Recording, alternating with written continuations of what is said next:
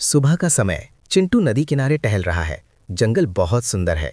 चिंटू अचानक रुक जाता है और कान लगाकर कुछ सुनने की कोशिश करता है।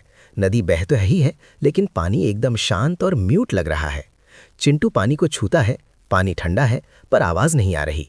जंगल के जानवर चीता और हिरन डरे हुए इधर उधर देख रहे हैं। गज्जू हाथी आता है और अपनी सूंड उठाकर चिंघाड़ने की कोशिश करता है।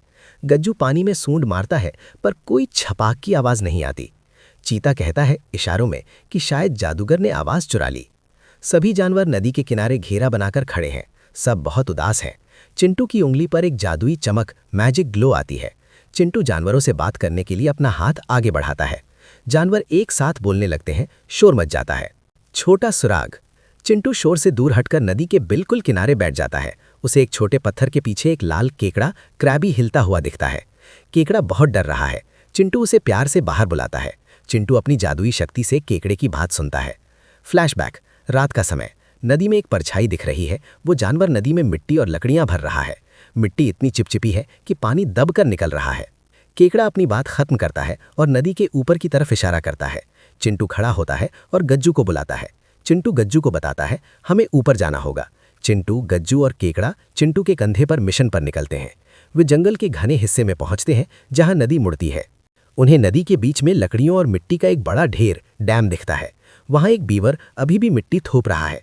चिंटू गज्जू से उतरकर बीवर के पास जाता है। बीवर डर जाता है, लेकिन चिंटू हाथ जोड़कर उसे शांत करता है। चिंटू बीवर को समझाता है कि जंगल चुप हो गया है। बीवर अपनी गलती मानता है और अपना सिर झुका लेता है। चिंटू उसे एक आइडिया देता है, हम मिलकर इसे ठीक करेंगे। गज्जू आता है और अपनी सूंड से बड़े लट्ठों को हटाना शुरू करता है। बीवर अपनी पूंछ से चिपचिपी मिट्टी को हटाता है। चिंटू छोटे पत्थरों को हटा रहा है। पानी का दबाव बढ़ता है, बांध टूटने वाला है। अचानक पानी का एक बड़ा फव्वारा छूटता है। पानी तेजी से बहने लगता है और कलकल की लहरें बनती हैं। नदी की आवाज जंगल में वापस गूंजती है। जंगल के बाकी जानवर खुशी से नाचने लगते हैं। केकड़ा खुशी से अपनी चट्टान पर टैप डांस करता है।